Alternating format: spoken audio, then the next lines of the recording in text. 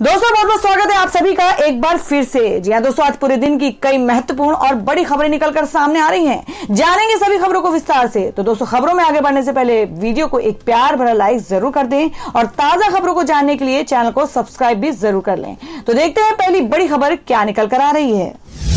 दोस्तों, आज की पहली बड़ी खबर निकल कर आ रही है। आपको बता दें कि अमेरिका के 46वें राष्ट्रपति बने बाइडेन भारतीय मूल की कमला हैरिस ने ली उपराष्ट्रपति पद की शपथ। जी आपको बता दें कि कल सुरक्षा प्रबंधों के बीच बुधवार को जो बाइडेन अमेरिका के 46वें राष्ट्रपति बन गए। देश के प्रधान न्यायाधीश जॉन रॉबर्ट्स ने उन्हें शपथ दिलाई। बाइडेन ने अपने परिवार की 127 वर्ष पुरानी बाइबल पर हाथ रखकर शपथ ली। 78 वर्षीय बाइडेन अमेरिका के सबसे अधिक उम्र के राष्ट्रपति हैं। बाइडेन से पहले पहली अश्वेत उपराष्ट्रपति चुनी गई भारतीय मूल की 56 वर्षीय कमला हैरिस को सुप्रीम कोर्ट की न्यायाधीश सोनिया सोटोमायोर ने शपथ दिलाई। वह अमेरिका की 49वीं उपराष्ट्रपति और पहली महिला उपराष्ट्रपति हैं। आपको बता दें कि हैरिस का शपथ ग्रहण इस लिहाज से ऐतिहासिक रहा कि उन्हें शपथ दिलाने वाले सोटोमायोर पहली लैटिन अमेरिका न्यायाधीश हैं। सोटोमायोर का चयन हैरिस ने किया था। दोनों ने साथ में वकालत की है। खास बात यह है कि शपथ ग्रहण से पहले ही डोनाल्ड ट्रंप व्हाइट हाउस छोड़कर चले गए। उनकी अनुपस्थिति में उपराष्ट्रपति माइक पेंस ने सभी परंपराएं निभाई। और दोस्तों, अगली खबर निकल आ रही है जिसमें आपको बता दें कि जावेद अख्तर की ओर से दायर मानहानि केस में पुलिस ने कंगना रनौत को समन किया। जी आपको बता दें कि अभिनेत्री कंगना रनौत की मुश्किलें बढ़ती दिख रही हैं। मुंबई की जुहू पुलिस ने अभिनेत्री को गीतकार जावेद अख्तर की ओर से दर्ज कराए मानहानि के मामले में 22 जनवरी को पेश होने के लिए समन किया है। बुधवार को मुंबई पुलिस ने इस बारे में जानकारी दी। इससे पहले मानहानि की शिकायत के मामले में जाँच रिपोर्ट सौंपने के लिए मुंबई की एक मजिस्ट्रेट अदालत ने शनिवार को पुलिस को 1 फरवरी तक का समय दिया। अदालत ने दिसंबर 2020 में जुहू पुलिस को मामले की जांच करने और 16 जनवरी को रिपोर्ट जमा करने का निर्देश दिया था। हालांकि पुलिस ने शनिवार को रिपोर्ट दाखिल करने के लिए समय मांगा, जिसे metropolitan magistrate Andheri R Khan ने स्वीकार कर लिया। अख्तर ने रनौत के खिलाफ टेलीविजन साक्षात्कारों में उनके खिलाफ कथित रूप से अपमानजनक और बेबुनियाद टिप्पणियां करने के मामले में नवंबर 2020 में अंधेरी मेट्रोपॉलिटन मजिस्ट्रेट के समक्ष एक आपराधिक शिकायत दाखिल की थी। और दोस्तों, अगली खबर में आपको बता दें कि तांडव वेब सीरीज से हटाए जाएंगे सभी विवादित दृश्य। अली अब्बास जफर ने सूचना प्रसारण मंत्रालय को कहा शुक्रिया। जी हाँ, आपको बता दें कि तांडव को लेकर सोशल मीडिया में बवाल और सियासत में उबाल को ठंडा करने के लिए आखिरकार उन दृश्यों को हटाने का फैसला कर लिया गया है जिनको लेकर तमाम लोगों की धार्मिक और जातिगत भावनाएं आहत हो रही थी। सीरीज के 6 निर्माता और निर्देशक अली अब्बास जफर ने सोशल मीडिया के जरिए ये फैसला सार्वजनिक किया। इस कदम के बाद तांडव को लेकर उठा विवाद सुलझता नजर आ रहा है। जी आपको बता दें कि अली ने ट्विटर कास्ट और क्रू की ओर से स्टेटमेंट जारी किया जिसमें कहा गया, हम अपने देश के लोगों की भावनाओं की बेहद कद्र करते हैं। हमारा किसी व्यक्ति, जाति, समुदाय, धर्म और आस्था का अपमान करना या किसी संस्थान, राजनीतिक दल या जीवित या मृत व्यक्ति की बेइज्जती करने का इरादा नहीं था। तांडव की कास्ट और क्रू ने फैसला किया है कि जिन हिस्सों पर आपत्ति जताई गई है उन्हें बदल दिया जाए। हम सूचना एवं प्रसारण मंत्रालय का भी हमारा सपोर्ट करने और दिशा दिखाने के लिए आभार व्यक्त करते हैं। अगर सीरीज की वजह से अनजाने में किसी का दिल दुखा हो तो हम एक बार फिर माफी मांगते हैं। और दोस्तों, अगली खबर आ रही है बिहार से। जी आपको बताते हैं कि बिहार की सियासत में ओवैसी की काट करेंगे शाहनवाज हुसैन। बीजेपी ने लगाए एक तीर से कई निशाने। जी हम बात कर रहे हैं कि पूर्व केंद्रीय मंत्री शाहनवाज हुसैन ने बिहार विधान परिषद के लिए नामांकन दाखिल कर दिया है। भारतीय जनता पार्टी उनका उपयोग तीर की तरह कर उनके जरिए कई निशाने साधने और संदेश देने की कोशिश कर रही है। सबसे बड़ा संदेश नेताओं व कार्यकर्ताओं को दिया गया है, वे धैर्य से रहे तो पार्टी उनका ख्याल जरूर रखेगी। करीब 7 साल से सदन से निर्वासित चल रहे शाहनवाज को विधान परिषद में भेजकर बीजेपी ने उनके धैर्य और स्थिर चित्त का भी सम्मान किया है। इस दौर में बिहार बीजेपी से कई मुस्लिम नेता जुड़े, पद न मिलने पर अलग हो गए या निष्क्रिय बने हुए हैं। 2020 के विधानसभा चुनाव में AIMIM सुप्रीमो असदुद्दीन ओवैसी ने मुस्लिम वोटों का समीकरण बिगाड़ दिया। ये शाहनवाज ही हैं जिनकी लोकसभा में जीत से ये मिथ टूटा था कि मुसलमान बीजेपी को वोट नहीं देते हैं। 1999 में शाहनवाज हुसैन इसी किशनगंज से बीजेपी उम्मीदवार की हैसियत से जीते थे। साल 2004 के लोकसभा चुनाव में उनकी हार के बाद से किशनगंज लोकसभा से राष्ट्रीय जनतांत्रिक गठबंधन NDA का खाता नहीं खुला। हालांकि शाहनवाज भागलपुर से 2 बार सांसद रहे। धारणा है कि सीमांचल में शाहनवाज बहुत हद तक बीजेपी या एनडीए के प्रति मुसलमानों की नाराजगी कम करेंगे। ये बीजेपी के अलावा उसकी सहयोगी पार्टी जनता दल यूनाइटेड के लिए भी लाभकारी होगा। वे खुद सुपौल के हैं, जो सीमांचल से जुड़ा इलाका है। तो दोस्तों, खबर में आगे बढ़ने से पहले जान लेते हैं आज के माइंड क्विज के सवाल को। आज का सवाल है, आपको बताना है कि श्रीलंका के राष्ट्रपति का क्या नाम है। इसका जवाब आपको वीडियो के नीचे कमेंट बॉक्स में देना है और सही जवाब देने वालों को रैंडमली सिलेक्ट किया जाएगा और वो जीत सकते हैं बम्पर पुरस्कार। तो बढ़ते हैं अगली खबर की ओर। और दोस्तों, मैं अगली खबर निकल कर आ रही कि नए साल में कंपनियों ने अगर दिखाए भ्रामक विज्ञापन तो अब मोदी सरकार कसेगी इस कानून से शिकंजा। जी हां, आपको बता दें कि देश में नए उपभोक्ता कानून 2019 से लागू हुए 1 साल भी नहीं हुए हैं, पर इसका असर अभी से दिखना शुरू हो गया है।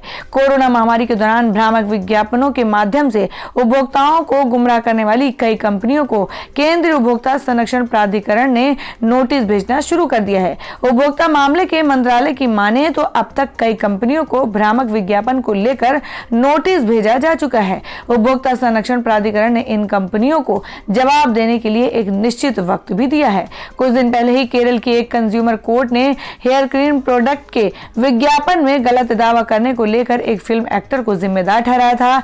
फिल्म एक्टर ने इस हेयर प्रोडक्ट के असर के बारे में जाने बिना ही एंडोर्स कर रहे थे। त्रिशूर के जिला उपभोक्ता फोरम ने बनाने वाली कंपनी और फिल्म एक्टर अनूप मेम पर 10-10 हजार रुपए का जुर्माना लगाया था।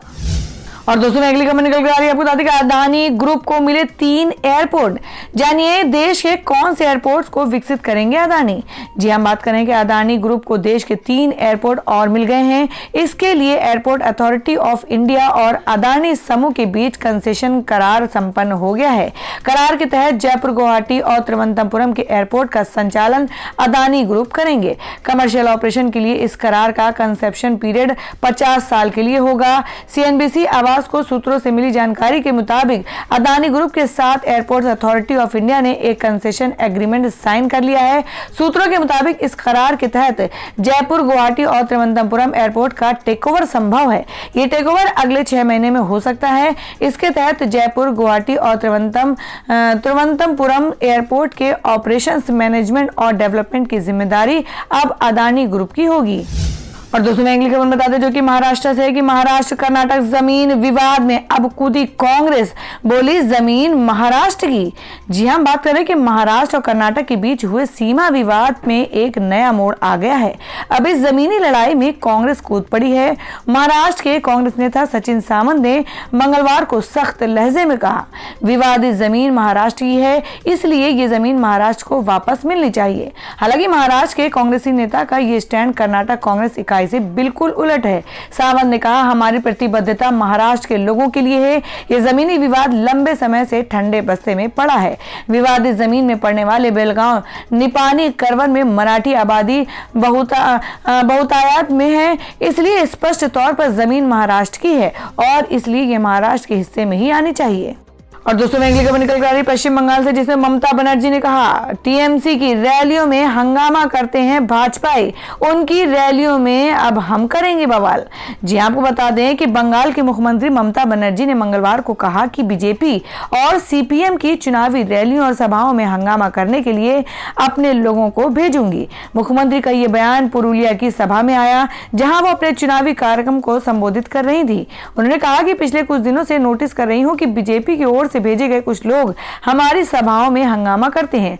अब मैं कुछ लोगों को बीजेपी और सीपीएम की मीटिंग में हंगामा करने के लिए भेजूंगी। दरअसल ममता की रैली में कुछ लोग अपनी मांगों को लेकर हंगामा करने लगे थे, जिस पर ममता बनर्जी अपना आपा खो बैठी और कहा कि ये बीजेपी के लोग हैं जो हंगामा करते हैं।